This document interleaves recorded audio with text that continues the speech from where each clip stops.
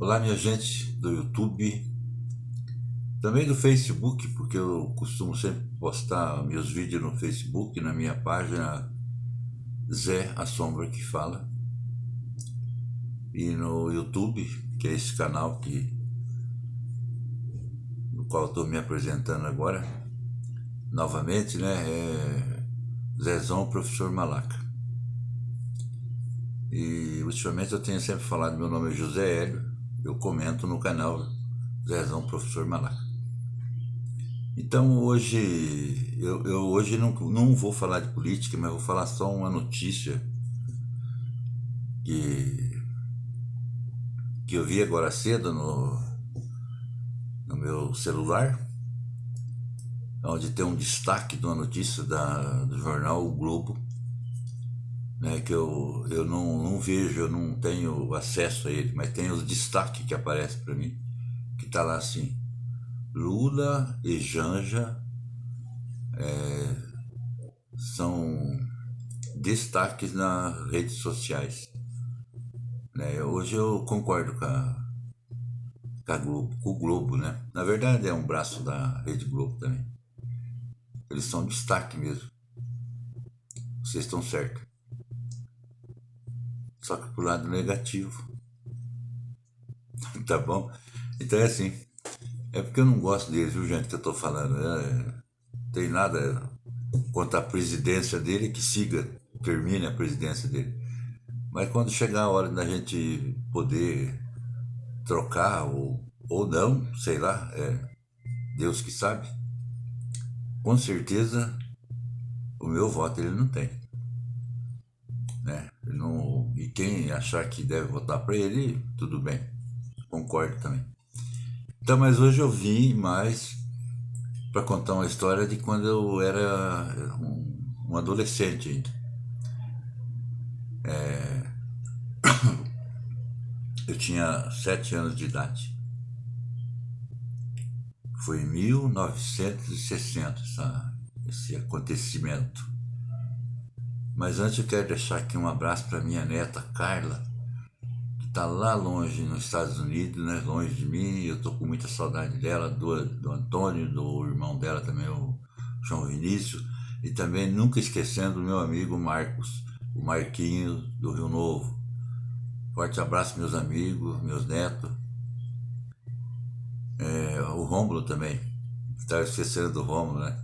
É o espingardo da Carla, né? Gente, eu sempre destaco muito a minha neta Carla, porque ela tá longe, então a saudade é imensa. E eu sei que ela assiste meus vídeos, todos os vídeos que eu posto. O Marcos também, eu acredito que o João Vinícius, o Antônio. Então, e a gente sempre naquela esperança, né, que eles voltem logo, mas também entendendo que a estadia deles lá pode se prolongar por ainda um longo período. Eu espero que eu ainda possa alcançá-los, né, com vida ainda eu, para me ver eles pelo menos mais uma vez, né? Então, eu sei que a Carla gosta ela é muito risonha, então tudo que a gente fala, ela dá risada, ela gosta. Mesmo eu fazendo minhas brincadeiras com o violão aqui, que eu não toco nada, não canto mais, nada. Mas dá pra divertir, né? Bastante. Falar, uma hora, Carla, você manda um dinheirinho pra tua mãe pra mim comprar um jogo de corda de violão. Faz 5 anos que eu tô com essas cordas de violão e daí eu não consigo uma afinação no diapasão mesmo, uma afinação certa do violão. Eu tive que abaixar muito o som dele para não arrebentar as cordas, tá bom? Mas é isso aí. Então é o seguinte, eu ontem à noite eu gravei outro vídeo e ia postar e no fim eu acabei apagando ele porque eu fui dar uma revisada nele como é que tava, eu não gostei. E daí eu contei, na verdade, duas histórias. Mas hoje não vai dar tempo, eu não quero fazer um vídeo muito longo, vai ser uma história só que é a mais importante, né? Então a história se passa na casa da minha avó, onde nós fomos morar em 1959, porque a minha mãe e meu pai resolveram se separar naquela época e nós ficamos com a minha mãe, eu e minha irmã. E nós viemos para casa da minha avó e do meu avô, paterno e materno, né? Em Califórnia, no Paraná. E quando a gente chegou lá, tinha mais 4 primos meus, né? Que também tinham perdido a mãe recentemente e estavam também aos cuidados da minha avó, porque meu tio trabalhava, não tinha tempo de estar cuidando das crianças, não tinha como mesmo. Então a minha avó e meu avô, né, eram responsáveis por eles. E a responsável até para falar das artes nossas, porque tinha sempre uma. Era uma cordinha de máquina de costura, né, que arrebentava, então aquelas pessoas usavam, ficava sempre penduradinha, porque o corretivo naquela época era certo, não tinha. Se você errasse, você ia ser surrado. Não tinha acordo. Então aquela cordinha ninguém mexia nela, não podia mexer. Era, era um sistema antigo, né? Sempre foi assim antes. Quem dera que agora também fosse assim, né? Então, nós éramos em 6 crianças. E tinha uma prima minha que era recém-nascida ainda, ainda estava bem novinha, tinha cerca de. Eu não, mas eu acredito que ela veio. Eu não tenho lembrança na minha cabeça mais se a mãe dela morreu no parto, eu não sei. Eu sei que ela veio bem pequenininha, que é a Eneide, uma querida prima minha, né? Hoje está uma mulher bastante bonita e importante pra gente, né, da família. E para muitos amigos, pessoas também. Bom, aí nós vivíamos com meu avô, minha avó, minha mãe, nós éramos 9 que ficava naquela casa. Era uma casa de madeira muito pequena em Califórnia. Pequena assim em relação à família, o tamanho da família, né? Então, mas a gente vivia muito alegre, contente, e as dificuldades eram enormes naquela. Era grande. Não era. Não tinha. Se você comparar com hoje, é a mesma coisa de hoje, a luta, né? Todo mundo trabalhando, e tudo que você ganha, gasta com saúde, com alimentação, com escola, educação e tanta coisa, né? E também naquele tempo a educação era bastante precária, mas a gente tinha o básico, sempre tinha. E também quem podia seguia também estudando, ia para faculdade, enfim. Bom, mas o interessante é o seguinte, que nós todo dia era aquela luta. Minha avó não existe, sabe? Se for pensar numa pessoa boa e muito religiosa, ela todo dia, 6 horas da tarde, ela se recolhia no quarto dela, pra vocês terem uma ideia, e ali ela fazia oração para todos os membros da família, todo mundo. Ela não esquecia de um. Ela ficava mais de 1, 2 horas, sei lá, fazendo oração, rezando. Isso era todo dia, todos os dias. Então a gente, quando tinha prova na escola, então toda a gente tinha, quando não via ela, mandava um bilhetinho para ela: vó, reza para mim que hoje eu tenho prova. E ela fazia as orações dela. Eu acho que funcionava, porque além dela orar por a gente, pedir a Jesus e Deus, a gente estudava um pouquinho mais, né? Então as orações dela sempre parece que davam certo, porque na verdade a minha família se formou toda, praticamente todo mundo, só eu que fiquei para trás. Eu optei por outro lado da vida. Acontece que naqueles tempos, eu vou encurtar um pouco para não ficar longo o vídeo. É, numa janta era um frango.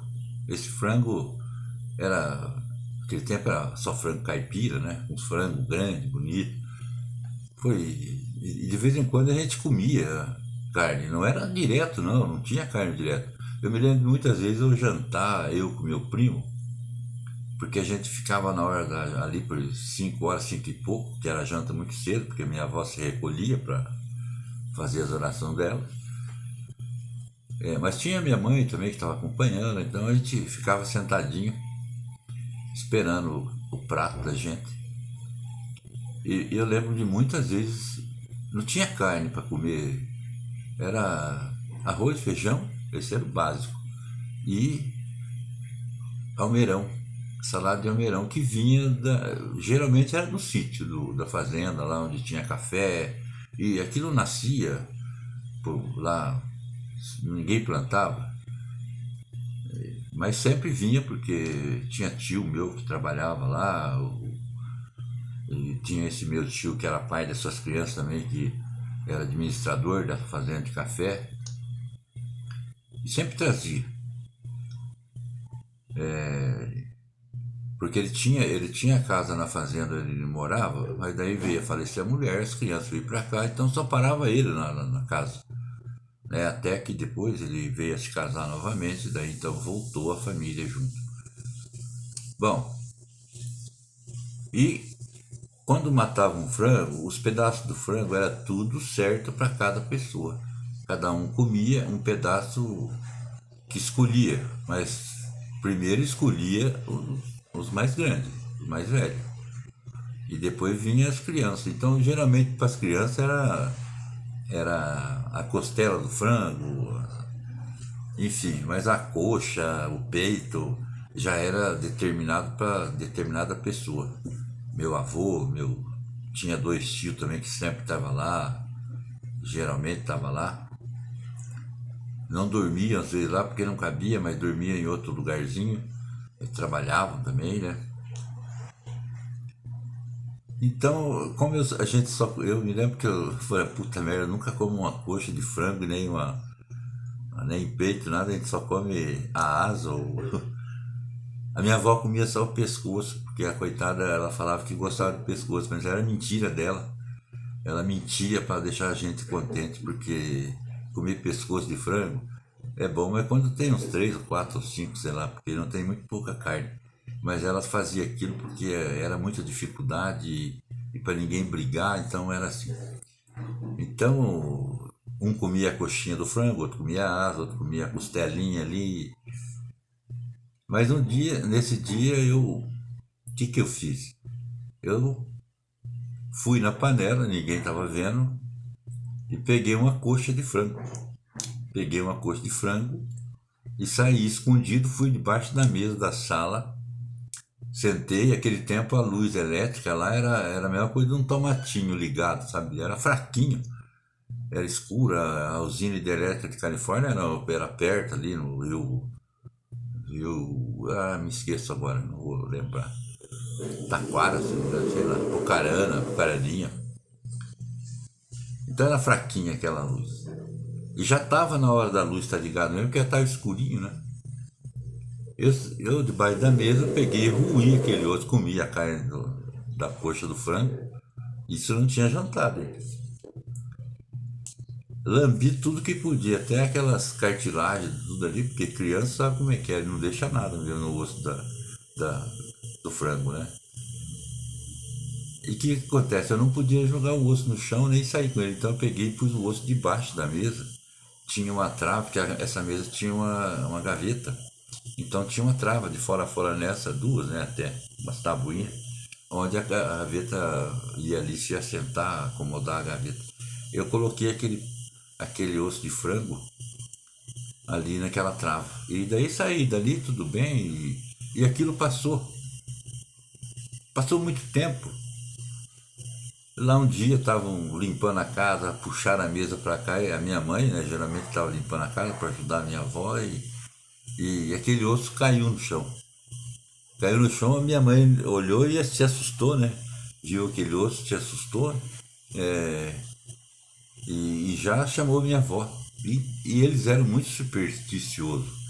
Era bastante, o povo era supersticioso naquela época, né? Era barbaridade que era exagerado até, né? E, e aí eles analisaram sem pegar que era um osso de uma perna de uma criança. Você imagina.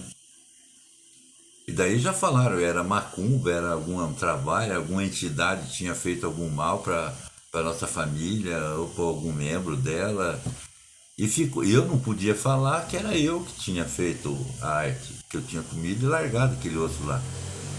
E eles ficou como se fosse mesmo o osso da perna do. Claro que de uma criança, não era de um adulto, né? E aquilo ficou muito tempo ali, eles tudo preocupados e. Aí foi passando, foi passando. Quando eu fiquei maior, eu peguei, tomei coragem um dia e falei, chamei minha mãe, lembra daquela história do osso lá que vocês falaram que era osso de criança, que foi feito numa macumba, foi feito tal coisa? Lembra? Então, mãe, aquele osso foi eu que coloquei debaixo da mesa. Foi eu que coloquei na trave. Eu peguei uma coxa de frango lá, sem ninguém ver. Não vou falar o nome dela. Aliviei a panela e coloquei lá. Mas a minha mãe, ela fala, não, não, não. E a minha mãe nunca acreditou. Ela morreu acreditando que era um osso de perna de criança aquilo. Mas só que era uma coisa que já tinha passado e isso não, em determinados tempos não influenciou nada na vida de ninguém.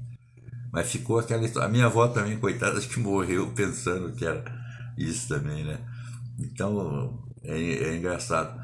E não foi uma vez só que eu testei com a minha mãe falando para ela, não, mãe, aquilo lá foi eu que coloquei, eu tenho certeza absoluta que foi eu que coloquei. E realmente, gente, se você for olhar um ossinho de perna de frango, de coxa, ele meio se parece mesmo às vezes com. Aliás, eu nunca vi um osso de perninha, infelizmente, de alguma criança, né? Que muito cedo às vezes foi para o céu junto de Deus, né? Porque as crianças morrem e vai para o céu, direto. Agora nós adultos, não vai. Nenhum. Então, essa história é legal, né?